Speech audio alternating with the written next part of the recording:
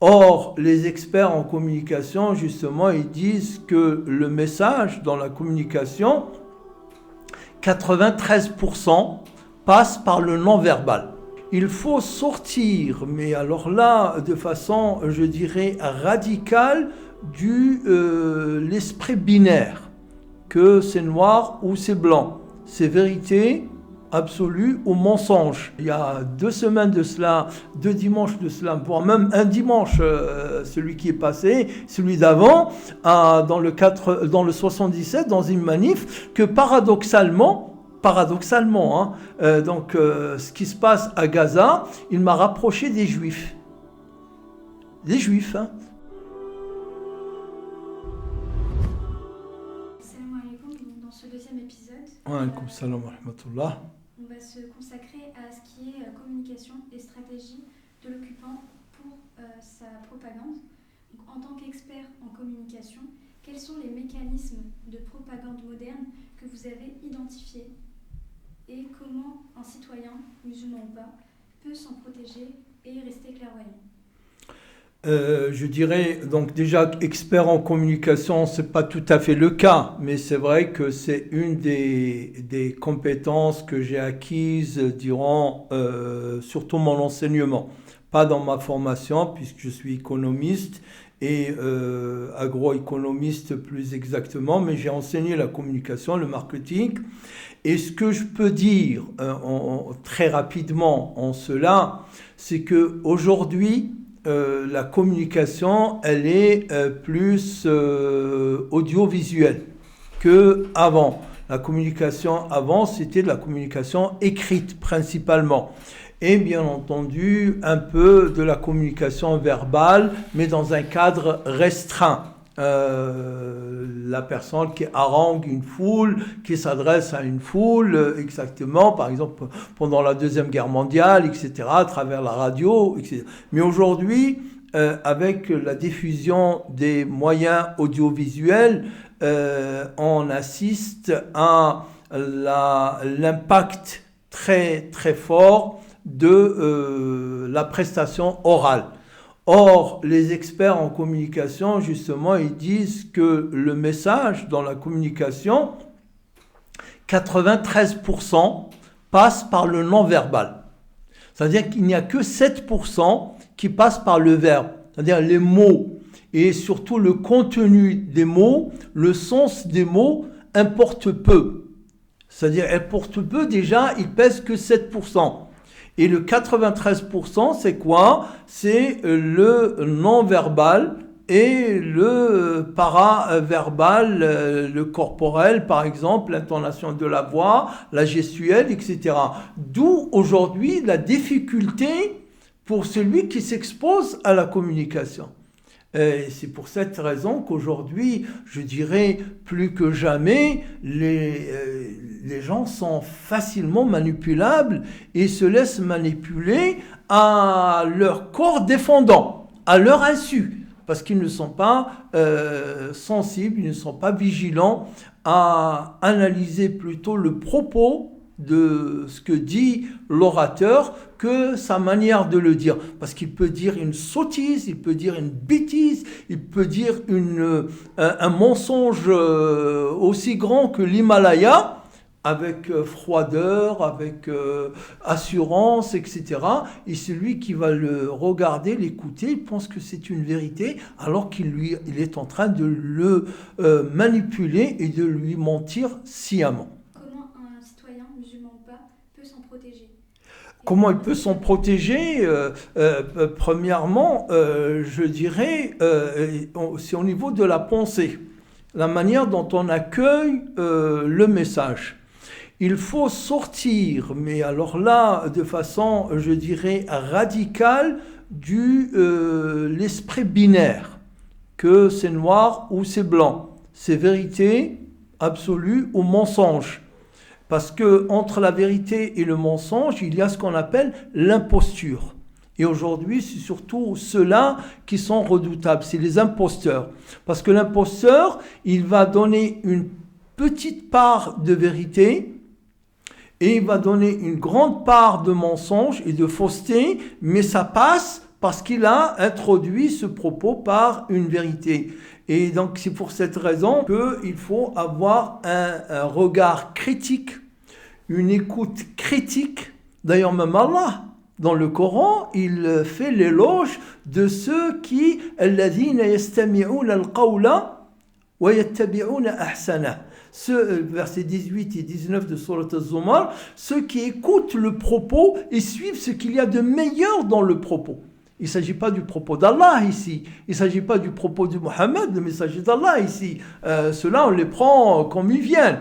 Mais le propos de quiconque autre que le Coran et la Sunna, il faut le prendre avec un esprit critique. Maintenant, avec le potentiel rachat de TikTok par des investisseurs proches d'Israël, comme ceux d'Oracle ou de Silver Lake, certains craignent que cela serve à manipuler la rhétorique autour de la question palestinienne, en influençant la manière dont les contenus sont mis en avant. On sait aussi que Netanyahou aurait soutenu ce projet de rachat. Pensez-vous que si cet achat se concrétise, cela pourrait permettre de manipuler l'opinion publique, en particulier celui des jeunes, qui constituent une grande partie des utilisateurs de TikTok? Moi, personnellement, je dirais ça avec, je dirais, assurance et esprit tranquille. La question de la communication sur la question palestinienne, c'est irréversible. C'est irréversible, c'est fini. Qu'ils achètent TikTok ou un autre moyen de transmission, j'ai même appris la semaine dernière, c'est les responsables eux-mêmes qui l'ont divulgué l'information. La radio, je ne sais pas si vous la connaissez, Courtoisie. La radio Courtoisie, c'est une radio privée qui existe depuis des décennies, française. C'est un peu des traditionnels, même traditionnalistes, chrétiens, etc., très conservateurs et tout. Ils ont eu une proposition il n'y a pas longtemps de 10 millions d'euros pour leur achat. Ils proposent aux responsables 4 millions d'euros, alors que la chaîne ne vaut pas tant que ça. Son audimat, il est limité, elle est connue, c'est-à-dire taxée, conservatrice, etc. Mais ils essayent de racheter ce qu'ils veulent. Mais qu'ils rachètent ce qu'ils veulent. La question palestinienne, elle a, je dirais, traversé tous les écrans, tous les obstacles, tous les filtres qu'on a mis devant elle et qui étaient maîtrisables encore il y a une trentaine d'années. Concernant les médias occidentaux et leur pseudo-neutralité, est-ce que vous pouvez nous en parler plus de leur façon de servir finalement à la propagande israélienne? Écoutez, pour moi, personnellement, je parle à partir de mon expérience, moi je suis un grand lecteur de presse et acheteur aussi.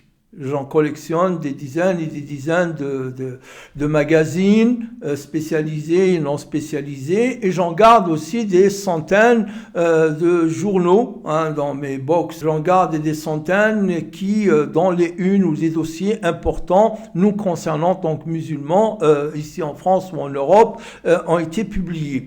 J'avoue que, le vendredi 13 octobre, plutôt avant même le vendredi. Le lundi 9 octobre 2023, j'ai acheté 4 ou 5 journaux, parce que pour moi c'était un événement important. Il faudrait que je garde trace, si je regarde ce qui a été publié. Donc c'était le lundi 7, 8, 9 octobre. J'en ai racheté le lendemain et j'ai arrêté depuis. Je n'ai plus racheté de journaux alors que je suis quotidiennement et hebdomadairement acheteur de journaux. Parce que j'ai été surpris, mais alors là, surpris, comme je ne m'y attendais jamais, que la presse française notamment soit aussi partiale, aussi acquise aux thèses sionistes. Mais c'est ahurissant, j'étais abasourdi, j'étais vraiment atterré. Je connais bien la presse, mais là, c'était de la propagande pire que les journaux israéliens. Et pas que Haaretz ou bien Yediot Aharonot, les deux journaux qui sont situés un peu gauche ou centre-gauche. Même pour la presse de droite israélienne, les journaux français se sont montrés plus sioniste. Je me suis dit, c'est pas possible. Le journal Le Parisien, c'est pas le Parisien, c'est le Tel Avivien, ou je sais pas comment on peut l'appeler. Donc voilà, je pense que tout le monde l'a compris. Ils ont perdu leur crédibilité, la presse, même en France, quand on a le journal Libération, son directeur est un ancien du Mossad. Qu'est-ce qu'un ancien du Mossad directeur? C'est connu par tout le monde, hein, c'est pas un secret. Hein. Qu'est-ce qu'un ancien du Mossad à la direction du journal Libération peut faire? Ils ont essayé de faire semblant, mais aucun journal n'a été neutre. Je dirais à part peut-être le magazine Politis, mais vraiment une distribution et diffusion très restreinte. Les autres, ou l'Humanité. Le Monde, il essaye un peu de jongler, de se montrer, mais le parti pris, il est clair. Allez, disons, c'est pas du 90% pour Israël et 10% seulement pour la cause palestinienne, mais le 70-30, le 60-40, il est flagrant, il saute aux yeux. Même le journal Le Monde, oui. Aujourd'hui, on constate que les jeunes, musulmans ou non, sont davantage sensibilisés à la question palestinienne, et même parfois plus que les anciens.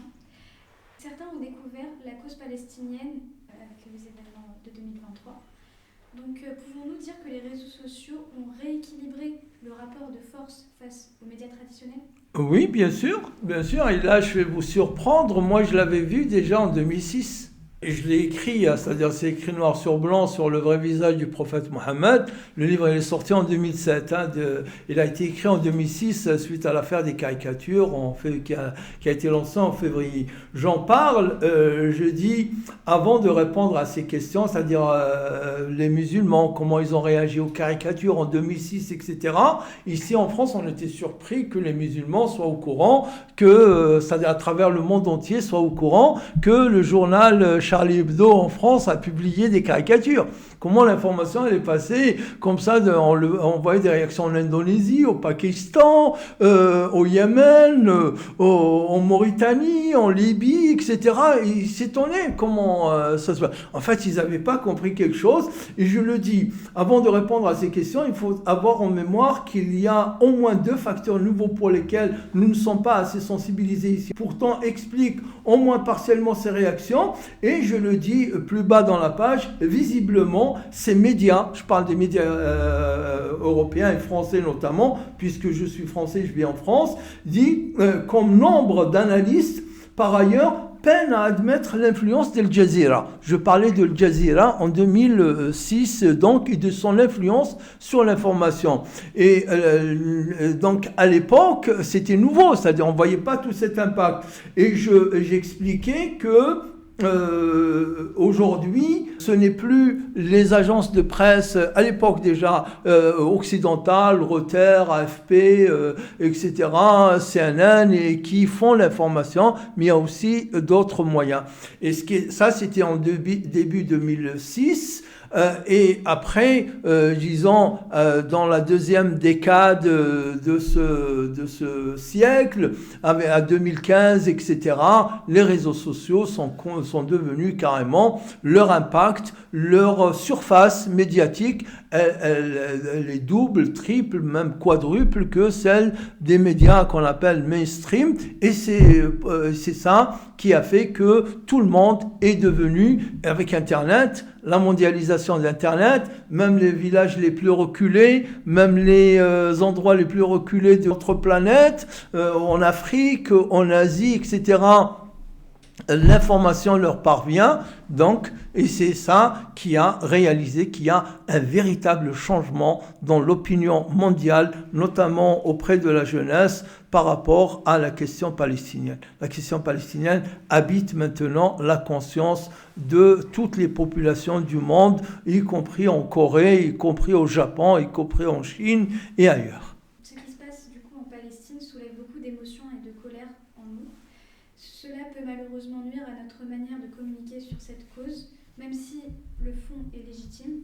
Y a-t-il une manière équilibrée et sage de communiquer sur la question palestinienne ? Je dirais équilibré, je ne sais pas ce que c'est équilibré dans ce contexte-là, parce qu'il faut ne faut pas oublier qu'on est dans un contexte de génocide caractérisé, ainsi défini et qualifié par les instances internationales qui sont pourtant neutres, qui existent depuis 70 ans au moins, et qui qualifient ce qui se passe de génocide. D'accord ? Donc c'est difficile de garder son équilibre. Je dirais que là, il n'y a pas de demi-mesure. C'est le cas, c'est mon choix, moi personnellement, depuis le vendredi 13 octobre. D'ailleurs, ce qui m'a causé des ennuis avec les services de l'État. Hein. Donc, les services de l'État ne sont venus me perquisitionner que parce qu'ils ont vu, et ils ont suivi mes prêches depuis le 13 octobre 2023 et qu'ils ont vu que la question palestinienne, c'était le cœur de toutes mes interventions. On ne peut pas ne pas en parler. Bien entendu, je ne suis pas dupe, je ne suis pas bête. J'ai vu la circulaire du ministre de la Justice sortie le 10 octobre. D'ailleurs, j'étais surpris. Le 10 octobre, c'est arrivé le 7 octobre, l'attaque du côté palestinien. Et le 10 octobre, on a 3 pages pondues par le ministère de la Justice qui nous disent « Attention, celui qui prononce le nom de tel ou tel, il sera poursuivi ». Donc j'ai compris qu'il y a un mot qui sera tabou dans ma bouche et que je n'ai pas prononcé jusqu'à ce jour. Et pour qu'ils me trouvent cela, ils se sont remontés dans mon Facebook en 2021 pour trouver le nom de ce qu'il fallait pas prononcer, qui est devenu haram au sens laïque et démocratique. Donc voilà, c'est-à-dire, bon, il ne faut pas se jeter dans la gueule du loup, voilà ce que je veux dire, il faut faire attention. Si on nous interdit d'utiliser telle expression, tel qualificatif, on ne l'utilise pas. Mais personne ne peut m'interdire d'être fait et cause pour le peuple palestinien, pour ses droits, pour son indépendance, pour sa liberté, pour sa décolonisation, et sa sortie de l'occupation. Donc voilà, l'essentiel c'est d'être vrai. Et moi je l'ai même dit dans mes prêches, et vous figurez-vous qu'il y a une sourate dans le Coran, c'est la sourate Ali Imran, qui est la 3e sourate, le Fatiha, Al-Baqarah, Ali Imran, dans laquelle Allah parle longuement de Ghazwat Uhud. Ghazwat Uhud, c'est quand même une bataille entre les musulmans et les Qurayshites, les kuffars. Et pourtant, dans le cœur de cette sourate, à un moment, Allah, il dit « وَلَا يَجْرِمَنَّكُمْ شَنَآنُ قَوْمٍ عَلَىٰ أَلَّا تَعْدِلُوا » Non, pardon, c'est pas ce verset-là. « لَيْسُوا سَوَاء » Donc Allah nous apporte de la nuance. Ils ne sont pas tous pareils. Ils ne sont pas tous pareils. Je l'ai dit là récemment, il y a 2 semaines de cela, 2 dimanches de cela, voire même un dimanche, celui qui est passé, celui d'avant, dans le 77, dans une manif, que paradoxalement, ce qui se passe à Gaza, il m'a rapproché des Juifs. Les Juifs, hein. Mais quels Juifs? Les Juifs antisionistes. J'avais un peu des sentiments, de bons sentiments, une bonne opinion vis-à-vis des Juifs antisionistes, avant, depuis longtemps. Mais là, depuis Gaza, ils ont montré vraiment leur intégrité, ils ont montré vraiment leur indignité, ils ont montré leur courage de dénoncer dès les premiers jours ce qui se passait à Gaza, et c'est une preuve pour moi, on ne peut plus et on ne peut mieux pour montrer que ce sont des braves gens, et ça m'a rapproché d'eux. Qu'ils soient religieux ou pas religieux, hein. Tzedek, qui sont religieux, l'UGPF ne sont pas religieux, mais ils sont des juifs, ils sont tous antisionistes, ça m'a rapproché d'eux. Voilà, un peu un comportement en tant que musulman qu'on peut avoir, même dans l'adversité, mais les sionistes, plus que jamais, leur visage hideux, leur visage de nazisme, d'assassin, il est comme au fer rouge, tamponné. Voilà, donc il faut être juste, tout simplement. Un musulman, il doit être juste et savoir prendre la position. Depuis 2023, les jeunes, comme les personnes âgées, les jeunes ont mis en place des mouvements de boycott. Et on a vu précédemment que les réseaux sociaux pouvaient justement aider à étendre la voix concernant ce qui se passait en Palestine. Sauf que, comme nous savons, les réseaux sociaux, ils sont pro-Israël, mais en même temps, ils sont bénéfiques parce qu'on peut parler de Gaza avec. Donc, est-ce qu'il serait plus judicieux justement de les boycotter ou au contraire de les utiliser à notre avantage? Non, faut pas boycotter, au contraire. Moi, je dirais, Facebook, je m'attendais à ce qu'il y ait une certaine, je dirais, impartialité, un certain équilibre. D'accord, mais j'ai trouvé qu'il y avait un flagrant parti pris pour Israël et pour la cause israélienne dans Facebook. Mais du moment qu'ils nous laissent faire passer 30% du message, ils sanctionnent, ils censurent 70%, on ne peut pas faire l'économie des 30%. Là, c'est parce que si on fait l'économie des 30% restants, on se retrouve à 0%. Donc moi, j'ai jamais été tenté de fermer mon compte, même en découvrant que Facebook était pro-israélien. Et tant qu'il me laisse, j'ai été sanctionné 3 fois, alors que j'ai mon compte depuis 2014, je crois que je n'ai jamais été sanctionné. Voilà, depuis 2014 jusqu'en 2023, ma première sanction elle tombe avec Israël. Et pourtant, rien, j'ai juste partagé une fois la couverture d'un roman écrit par un leader palestinien. C'est vraiment un roman, c'est-à-dire qu'il avait écrit depuis des années. Ils ont vu, c'est des algorithmes, c'est même pas des personnes, mais en plus il y a les lobbies qui poussent et qui font les lanceurs d'alerte. La preuve, la CRIF, il est devenu un des conseillers de ces médias-là. Donc moi je dirais qu'il ne faut pas boycotter un musulman. N'est pas, comme je l'ai dit tout à l'heure, c'est le binarisme, tout blanc, noir, c'est pas blanc, c'est pas noir. Il y a 30% de blanc et 70% de noir. J'utilise les 30% de blanc. Mais 30%, les 30% de l'autre, les 30% de l'autre, etc. Ça fait chiffre, ça fait nombre, et ça fait poids, et ça fait impact. Donc il faut pas, je dirais, boycotter les réseaux sociaux, bien sûr, sauf par exemple, je ne sais pas, CNews comme télévision pour moi facho, islamophobe, etc. Ils m'invitent, je n'irai jamais mettre les pieds dans leur encore. Il faut que je paye pour qu'ils m'invitent. Ils m'inviteront jamais. Mais si jamais, disons par miracle, ils m'inviteraient, je n'irai pas. Mais sinon, les réseaux sociaux, il faut exploiter et profiter de la moindre fenêtre qui s'ouvre, le moindre espace de liberté qu'ils offrent pour l'exploiter à fond. Très bien, merci beaucoup. Et pour finir, dernière question. Quels enseignements tirer pour améliorer la communication pro-palestinienne, notamment dans le monde francophone ? La communication palestinienne, moi j'ai une image, déjà parfois on dit une image elle vaut 1000 mots. Parfois l'image des cartes géographiques du territoire palestinien depuis 1948, c'est-à-dire au lendemain de la reconnaissance de l'État d'Israël et du partage jusqu'en 2000, jusqu'à aujourd'hui. Quand on voit cette carte-là, elle parle.